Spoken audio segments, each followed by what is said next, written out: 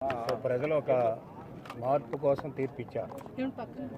మార్పు ఏంటంటే కొత్తగా ప్రభుత్వం కానీ అదేవిధంగా పాలసీస్ కానీ సమాజంలో మార్పు కానీ ఇవన్నీ కావాలనేటువంటి తెప్పించారు. ఆ తీర్పుకు అనుగుణంగా ఉండవలసినటువంటి అవసరం ఉందా మంత్రివర్గం కూడా. అంచేతనే మొదటి నుంచి కూడా నేను చెప్తూ ఉన్నాను, యంగర్ జనరేషన్ వచ్చినప్పుడు యంగర్ జనరేషన్ని అకామిడేట్ చేస్తూ ఉండాలి. ఇప్పుడు కూడా అకామిడేట్ చేస్తూ ఉంటే ఆ పార్టీ కానీ ఆ ప్రభుత్వం కానీ 4 కాలాల పాటు ఉంటుంది.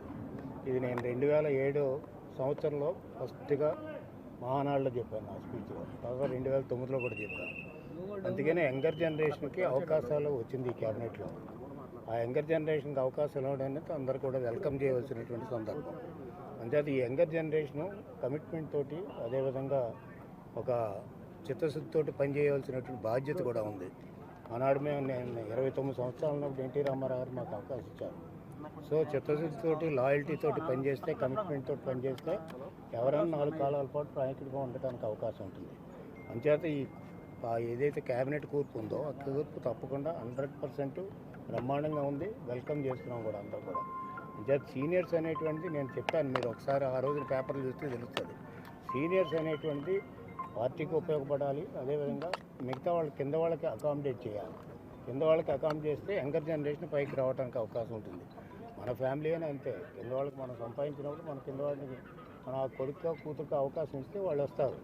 అంచేత ఏంటంటే ఎప్పటికప్పుడు పాత నీరు ప్రక్కలకు బాగు ఎప్పుడు కూడా పాత నీరు కొత్త నీరు కలుస్తూనే ఉంటాయి. ఆ కలయిక అనేది ఎప్పుడు ఉంటుంది. ఈ కలయికే ఈ రాష్ట్రానికి ఉపయోగించుకోవడానికి ఉపయోగపడుతుంది. అంచేతే ఏదైతే క్యాబినెట్లో మోర్ దాన్ 50% యూత్కి ఇచ్చారో దాన్ని వెల్కమ్ ఆస్పెక్ట్ తప్ప మరొకటి కాదు. నేను ఇప్పుడే సీఎం గారితో కూడా మాట్లాడొచ్చాం కొన్ని విషయాలు, అవన్నీ కూడా త్వరలో అమలు చేస్తాం. ఎంచేతంటే మేము ప్రజలు మార్పు కోరుకున్నారు, మార్పు తగ్గట్టుగా మేము మార్పు చేస్తామని మేము హామీలు ఇచ్చాం. ఆ మార్పు భవిష్యత్తులో జరగాలి. అదేవిధంగా ఒక క్యాబినెట్ కాకుండా మొత్తం పార్టీ యంత్రాంగం అంతా కూడా చిత్తశుద్ధితో పనిచేసి ఏదైతే ప్రజలు ఆశ పెట్టుకున్నారో రాష్ట్రానికి చేయవలసిన కార్యక్రమాలు ఇవన్నీ చేయవలసిందే. ప్రతి ఒక్కరు కూడా పార్టీలో ఉన్నటువంటి వాళ్ళు, అదేవిధంగా కూటమి యొక్క బాధ్యత.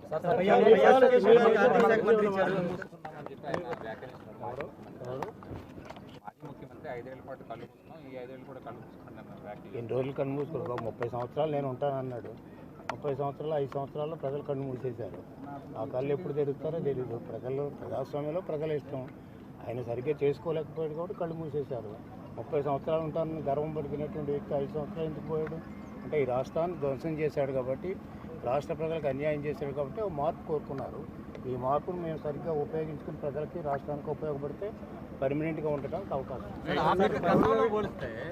ఆర్థిక 5 ఏళ్లలో చాలా భారీగా తప్పుదోవ పట్టింది అనేది అందరికీ అర్థమవుతుంది.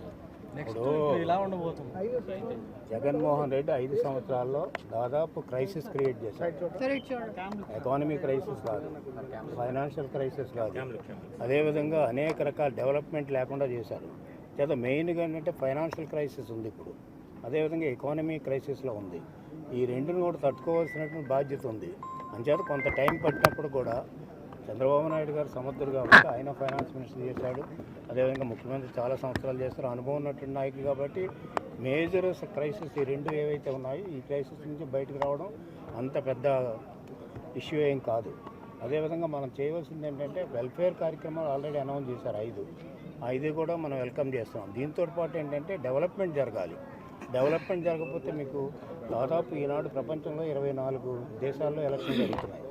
ఎప్పుడు కూడా ఎలక్షన్లో అన్ని విషయాలతో పాటు గవర్నెన్స్ కూడా ఒక ఇష్యూ అయింది. బ్యాడ్ గవర్నెన్స్, వర్స్ట్ గవర్నెన్స్ తిప్పికొట్టిన దేశాలు చాలా ఉన్నాయి. అదేవిధంగా ఈ రోజున ఏంటంటే మన రాష్ట్రంలో కూడా ఈ వరస్ట్ గవర్నెన్స్ తిప్పికొట్టి ఒక మంచి గవర్నమెంట్ రావాలని ఎన్నుకున్నప్పుడు ఆ మంచి గవర్నమెంట్ యొక్క బాధ్యత ఈ రాష్ట్రాన్ని బాగు చేసేటువంటి బాధ్యత, అదేవిధంగా రాష్ట్ర ప్రజలకు న్యాయం చేకూర్చేటువంటి బాధ్యత ఈ కొత్త ప్రభుత్వం మీద ఉంటుంది. కాబట్టి వీళ్ళంతా కూడా కష్టపడి పనిచేయాలి. అందులోకి అనుభవం కలిగినటువంటి నాయకుడు చంద్రబాబు నాయుడు గారు, ఆయన సారథ్యంలో తప్పకుండా ఈ రాష్ట్రానికి న్యాయం జరుగుతుంది.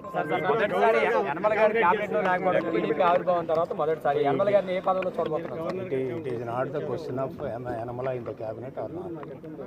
ఏంటంటే రాష్ట్ర ప్రజలకు మేమంతా కూడా పార్టీలో ఉన్నాం, పార్టీ సీనియర్, రాష్ట్ర అభివృద్ధికి మేమంతా తోడ్పడతాం. అంటే పదవి ఉండాలి లేదనేది పదవి లేని చాలా మంది కష్టపడుతున్నారు.